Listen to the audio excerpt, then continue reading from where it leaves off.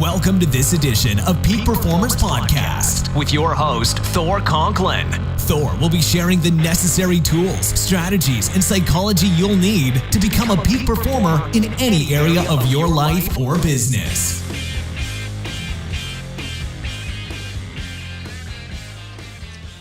Welcome back to another episode of Peak Performers Podcast. I'm your host, Thor Conklin, and we are here with an 8-time winner of the Inc. 5000 Fastest Growing Companies. Rutesh Shah is a highly reputed quality and management consultant in Silicon Valley. His company, which he co-founded, Infostretch, provides digital assurance, digital engineering, and smart services solutions to strategic players in the mobile space. Well, I am honored to have you on the show, and I apologize that you're not in one of those growing, expanding industries. You're in mobile. I mean, how could you have done anything better than that? What's happening in the mobile space right now? So, thanks, Thor. Thanks for having me on your podcast. I really appreciate it. So, what's happening in mobile? I think mobile has already morphed itself into what we call these days digital as an industry now. And it's kind of multi-channel or omni-channel experience that customers are demanding, either if you are a customer in the retail segment or you are the customer in travel and hospitality segment. Mobile is inherent part of your actions that you're doing with your applications or your activities, but it is mostly digital. So you could be doing the same actions from many channels, right? And so we are playing right in that field, helping our customers achieve the most out of what digital has to offer, both in terms of completely new use cases that was not possible earlier, and also existing use cases getting a lot more efficient maybe than what they used to be. Well, what do you think's going to happen? I'm a little bit older, so of course I'd prefer to use a computer over a phone. But the younger generation, it's like they're going to use their phone over a computer any day. Where's the next step? Is it going to be wearable? Where do you see the market going? I think it's going to be ubiquitous computing, where you will be talking to computers, and I think Alexa is an earlier version of that. You will see that wherever you go, however you go, these smart devices that you would start talking to will do what you need to, or in some cases actually will start doing stuff before even what you wanted to do it, right? I'll give an example that we're working with a large hotel chain, which has more than 3,000 hotels just in the US, and I believe more than 20,000 hotels across the globe. Just because of your pedigree of who you are as a preferred customer, preferred guest as they call it, they know what are your choices, all the way from your food choices to your room choices, smoking, non-smoking, to what kind of music you like to listen to, what kind of channels you watch while you're in the room, and so on and so forth. They can actually represent the menu of choices to you that are directly relevant to you. In some cases, even they can, if you're really a preferred guest, they can put some of this stuff in your room completely non-intrusively, and you would start liking them even more, right? So I believe that mobile is going to be part of the game for some more time, maybe another decade or so. But it's going to be these ubiquitous devices, people call them IoTs, the smart IoTs that you will be actually talking to, right? And Alexa, actually, my kids, like when we go into our house, they are so used to dealing with Alexa, right? They like to joke around with her. They like to talk to her. They like to solve every single problem that they have. They would like to ask Alexa, solve it for me, right? And it's interesting to see these initial interactions going on among them. So I think that's going to be the next future, where computing is available ubiquitously everywhere. It'll authenticate and authorize you to communicate, and then it'll start basically doing stuff just by talking to them. I love it. Maybe your next version will be Alexa will be interviewing in the podcast. I know. That's right. I'll interview Alexa for my for podcast. That's awesome. And I'm single, so I should just be talking to Alexa. I'm like, Alexa, a nice blonde hair, blue eyes, 5'9", could you please? You got it. That's right. I guess I'm just a little behind the times here. Now that could be very useful instead of, just put on some music. I like that. Yeah, it really is changing. Now, you formed this company in 2004. You've seen a lot of changes since then. I did get the date correct, right? 2004? Yes, 2004. And Here's something that really, as I was going through your bio and looking at the company, that really stood out to me is, and so many entrepreneurs struggle with this, you, at least in 2016, you had 761 employees. I have business owners that I know that struggle having 2 employees. What's the secret to managing such a massive team? It's, we started the company in 2004. We in fact spent this is my 3rd company. Believe it or not, with the exact same partner, all 3 companies. Wow. Right? So we got it doesn't happen that often. Yeah. So we definitely have something in common that we have figured out, and something that is kind of complementary that we have figured out. So when we started this business, one of the things that we had basically put in our business plan and thinking that we're not going to raise money. Being in Silicon Valley, not raising money and starting a business was unheard of, and still is unheard of, right? Because people like to do business with others' capital, and you go big or you go, Valley South, right, as they call it.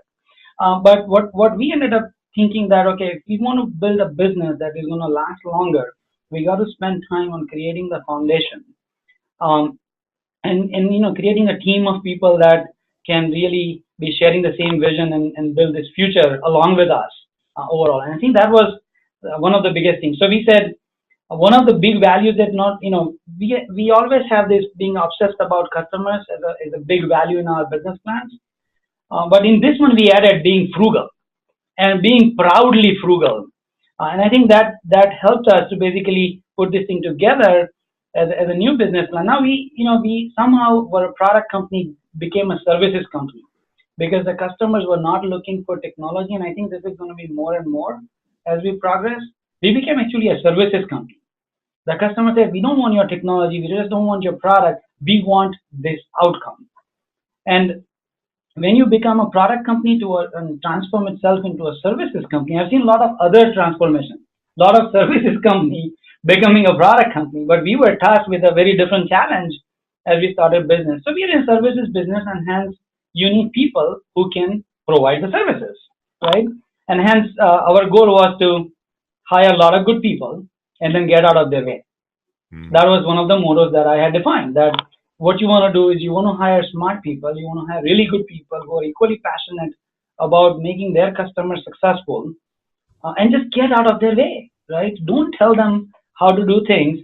And initially we focused really heavily on first 70 to 80 hires that we had in the first 3 to 4 years. We really focused on ensuring we get the right people on board. And after that, we left it to them to build this growth engine. And I think you could see that in last 7 or 8 years, that growth has been speaking itself, right? In terms of what we have been doing, how we have been doing, it's relentless in terms of what we are delivering for our customers. Sometimes when we take on new activities or projects, I even get surprised. So, spending energy into those first few tens of people that you bring on board enormously, both in terms of really identifying the right people that are passionate about the same vision that you have for your company, and then kind of coaching them, mentoring them, building them into the momentum of the company spirit, and then leaving them alone to do the right things is the key to our success. And you have the data from 2017. I can tell you that in 2018, as of March 31st, I just did our all hands. We are 1,000 employees. Wow. So not only we have created an engine to be able to recruit people, but train them, get them what we call them to become a successful, passionate Infoniers. We call our employees Infoniers. So they are part of a big, large family that these Infoniers basically make game-changing stuff.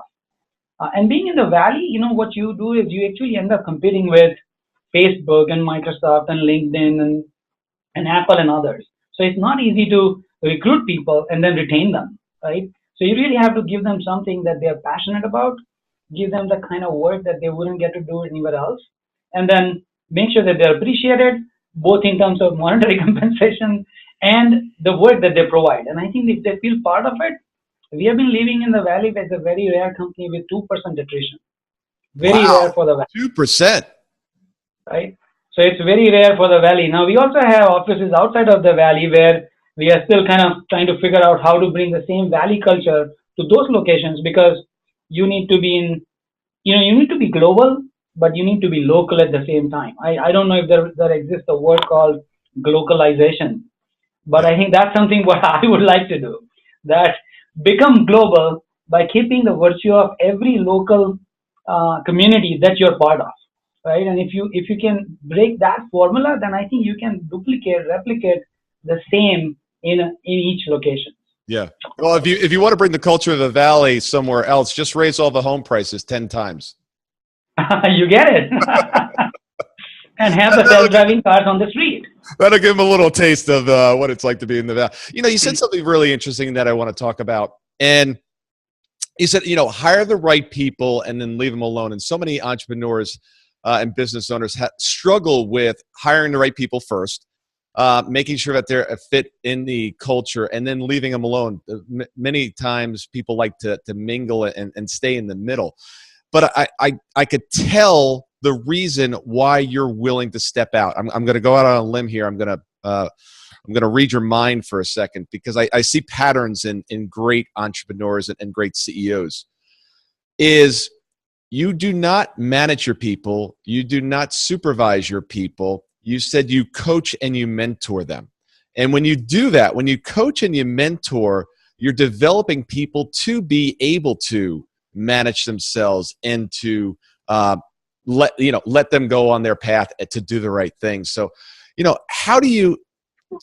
It obviously starts with the right people, but then the coaching and the mentoring. Why do you think so many CEOs get stuck in the lower level managing and supervising and don't ascend to the coaching and the mentoring? That's a great observation that you have. Not sure if other CEOs are getting stuck there and if I'm different there or not, but I strongly believe that people have joined you because they share the same vision that you have, right? But they also believe that they are bringing something to the table. Mm. And it is my job as a CEO, and I think, somebody asked me this question. I used to joke around with this, that my job is as a CEO is not Chief Executive Officer. I consider myself as a Chief Engagement Officer. Mm. I engage customers, I engage partners, I engage employees, I engage my management and leadership team about the same vision that you want to deliver, right? It's less about executive officer. It's about the vision that we have put together. Earlier, I put it together or working with my partner. Now it's a collective vision of a leadership team, and basically helping them to really lead from the front, right? I'm not a good marketer. I might not be a good sales guy. I might not be a good finance guy. I might not be good at everything that they would be looking at. But helping them to reflect in a mirror is what they're looking for. Yeah. And so if I can become a mirror for them, and I can help them to get those nudges that they want when they kind of feel stuck or they feel that I need to do this differently, I think that's what counts, right? And I think that's what I feel is important as you're growing. Otherwise, you get into, sometimes people come and tell me that you don't want to get into the founder's trap. Maybe the kind of explanation that you gave is what you're describing as a founder's trap, right? Yeah. And so if you hire the right people, then tell them and make sure that they understand during the interview process, hiring process, they understand what your vision is. And are they ready to live for that vision as a passionate lifestyle? Then, they are part of the team. And once they're part of the team, then I think they lead through it. What we end up doing at the end of the day is, as we are growing, again, I can't really keep tab of everything. So I have given them what are those 3 things that they're looking for that they would call it a success. And what is the deviation to that success that they're ready to accept, right? My deviation could be 0%. Their deviation could be 3%, right? And so as long as we have an agreement on that or an agreement on a disagreement, then I think we're in business. And I think that's how I like to lead through. I also like to lead through lots of examples, right? And I think that's where your wisdom comes through, that you've gained through your experience doing what you've done. And so if I don't have that experience, I like to get my hands dirty every once in a while, but also go out and talk to other CEOs and other co-CEOs and people that know in the field that, hey, how did you solve this problem? And just bring that response back to our team, and I think 90% of the problem is solved.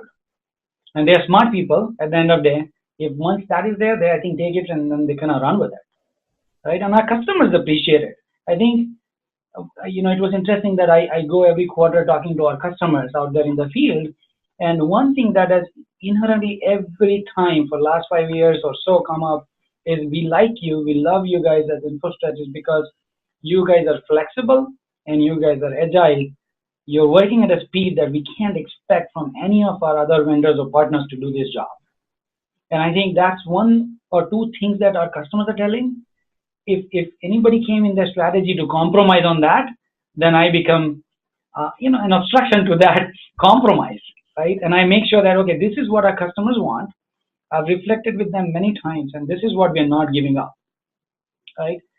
So there are these fundamental values that is customers expecting agility and flexibility. They don't want to be buried by, because digital is an economy where you need things fast. They need things at the speed of light. And if you're going to get into large contracts and 10-year, plans and vision and, it's too late. The train will leave the platform. I think that's where we have thrived. That's why we call ourselves digital first company, right? And that's what I've tried instilling into all of our employees. So every time that they're working with a customer, they're bringing the same value to those customers. Well, I'm definitely going to have to steal that chief engagement officer. That is a good one right there. And that's what the role is. The CEO is an engagement officer. I mean, a good one, that's what they do. Engage and then get out of their way. Let them do what they do. You touched a little bit on experience. Experience. Good decisions, of course, come from experience. Experience comes from bad decisions. What are some of the things that you did in the past, either in this company or in one of the other startups, that you look back and you said, I really wish someone had told me that this was what the outcome was going to be from doing X, Y, or Z? What are some of the things that you learned along the way?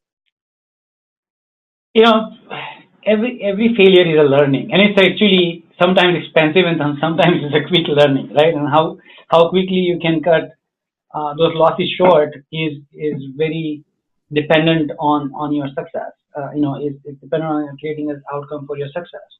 So some of those that comes to my mind, in the Valley. So I was born and brought up in India.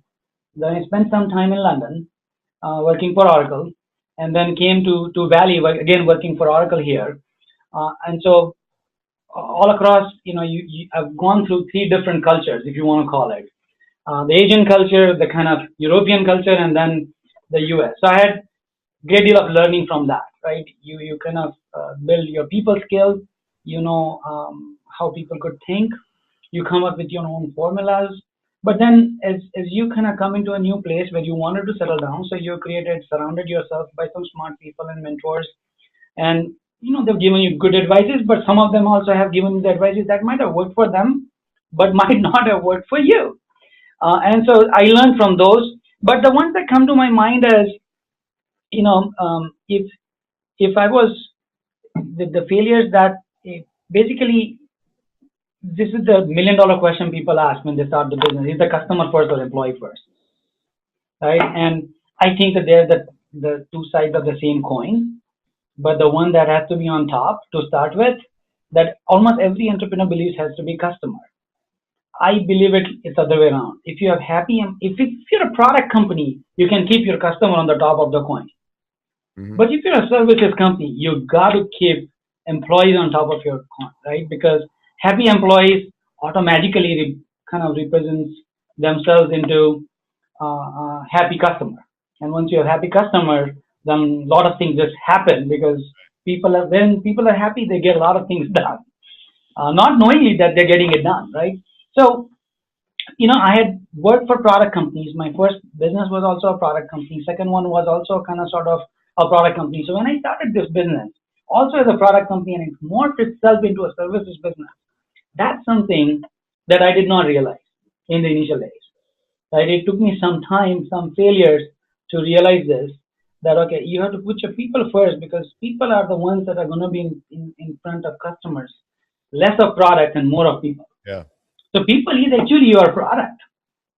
And so you got to focus on that. So that's one thing that I learned, that in your services business, you got to put people first, employees first, relationships first, the trust, that you have in them as first than anything else, right? The things that, well, maybe and kind of logically next question to your question would be, what are the worst possible advices that you would have gotten? When I moved to the Bay Area, and I was, entrepreneurs, right? So we are risk takers. We're crazy. Sometimes we do stuff that we can't even explain to ourselves. Sometimes. So when I came to this, yeah, most of the time. So one of the craziest things that I remember that I did it is one fine day, I came working here for Oracle. They kind of told me something when I was coming here, and they gave me a project or the product to work on here, which was very different than what I thought it would be. I said, I'm done. I'm leaving. I had zero idea what does leaving a job mean at that time. I said, this is not what I was made to do, so I'm going to do something else. And the day I resigned, my manager said that, do you understand you're on a specific visa here? So if you leave this job, you have to leave this country. I'm like, really? I did not think of that, but maybe I was stupid. But what I did is immediately after leaving, I found somebody who was an entrepreneur who could share the same vision. He had a company, and I said, can you do the visa for me? It's very unheard that people who come here on a work visa can start a business in 6 months or 9 months of their landing here. Wow. And I thought I wanted to do that. So you do those crazy things. And during that, one advice that I got, and I still remember that, every time that I talk to an entrepreneur or a co-CEO, I said, don't fall into this trap. They said, this is Silicon Valley, you got to hire a lawyer. And I'm like, really? Got to hire a lawyer. Okay. And hire a lawyer for what?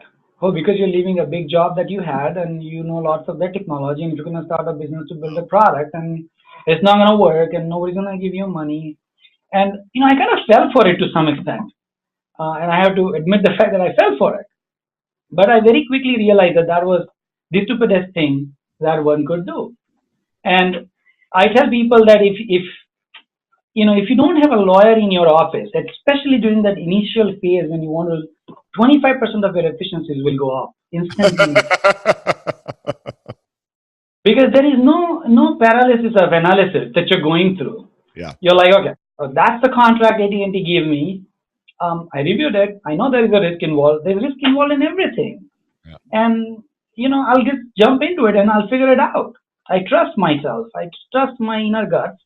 And I'm going to jump and I get it done. So I always tell, new companies, if you want somebody to review something, get them to review, but you are the one who's going to make the decision. They are not going to make the decision. Yeah. So don't hire a lawyer in first 2 years of your business.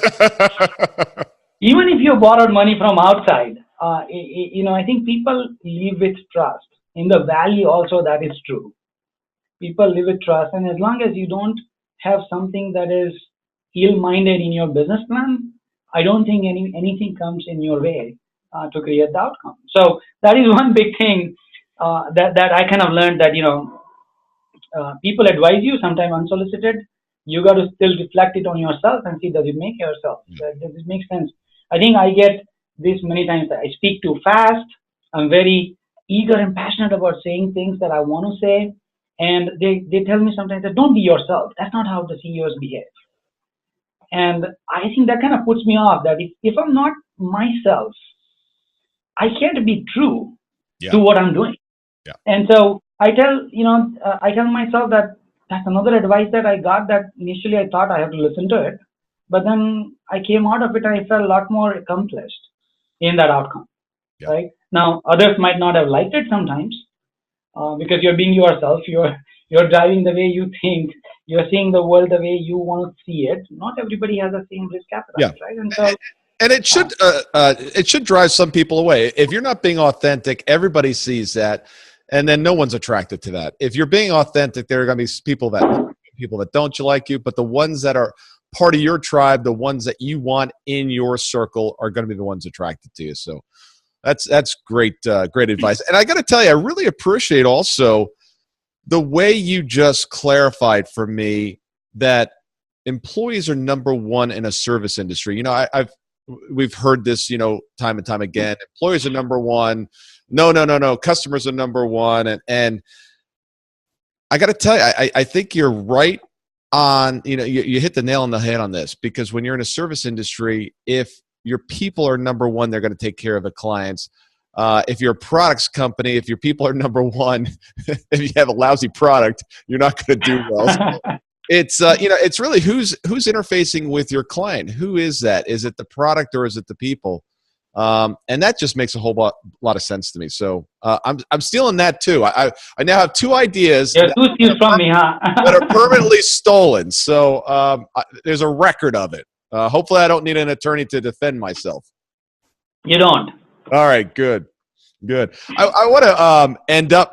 I could talk to you for hours. I want to end up on this point because this is something that I struggled with in the past. I still haven't figured it out. I vowed never to figure it out. That shows my maturity in this particular area. But I could write a book when it comes to business partners. I think I've seen all different types, and it just didn't work well for me. You've made it work several times with the same person. What's the secret for those people out there that have business partners? What's the secret? How do you make this a successful partnership? That's a great question. I think I would like to even have my partner reflect on the same. We've been working together. I think we actually studied together in college, believe it or not. So our first job was the same job. Our second job was different.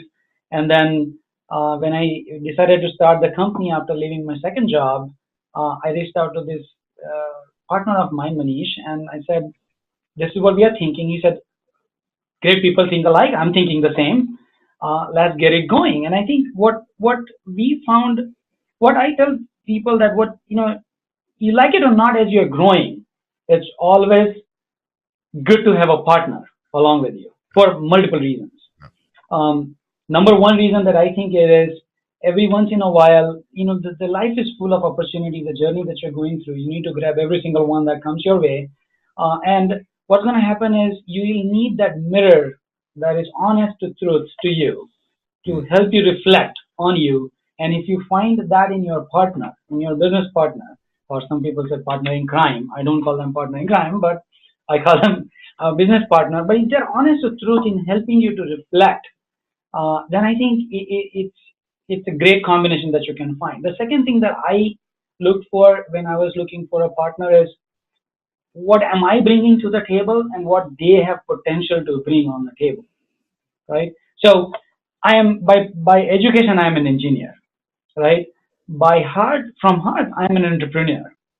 And by profession, I am a creator. So all of a sudden you think, what do you need in your partner, right? So if I am too much about why, I need somebody who can do that how for me, right? So I always look for that, and I found in Manish that capability. He is a technology geek. This guy, if you say that that people are selling ticket to go to Mars, this guy will buy the first ticket, right? He's one of those. He's early adopter of any technology, any ventures that you want to do it. And I thought that's a great addition that I can bring it. So you need in your partner is that complementary skills that they can bring to the table. And then the third thing that I look for is the values, right? And it does not need to be from the same origin, same culture. Your values can still match up, even if you are completely from two different cultures. So we had a very intense discussions. I still remember those long nights where we talked about that. What's your value? What would you do in this kind of circumstances? Mm-hmm. And then we might come close in some, we might come completely contradictory in others, right? But it was good to have that clear understanding, right? Because you're going to go to thick and thin. And if you don't have that trust, if you don't have that foundation in your partner, it's just difficult. At the same time, believe it or not, business demands a lot of toughness out of you. So you need that shoulder to lean on. And partner to celebrate with. And so I believe that if you look at this thing in an objective fashion, then find and go with your guts at the end of the day. You might find a partner who is established, who has taken company's IPO, but if culturally not aligned, if they're not sharing the same vision, it won't work. I also think that there is nothing like partnership of equals. People think that when they're getting into it is equals or not equals. It is not. There is nothing like partnership of equals. You have to earn into equality, right?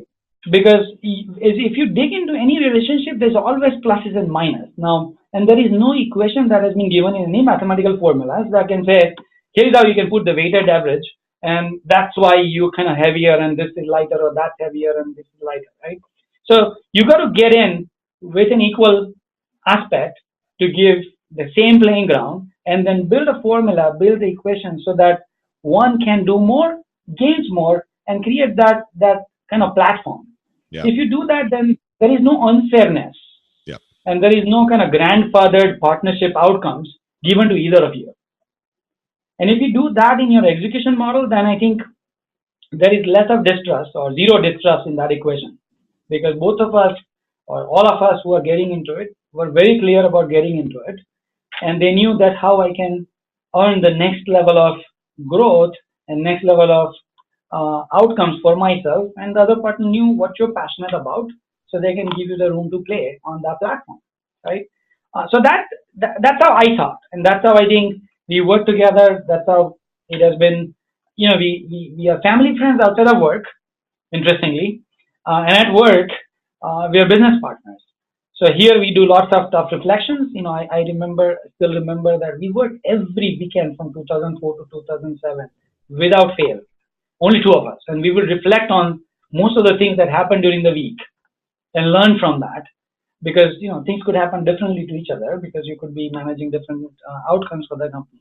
But that helped, and after that, you know, it became a regime that every month we continue to do it. You know, both of us believe into what we call it is, you know, see some, do some, and teach some.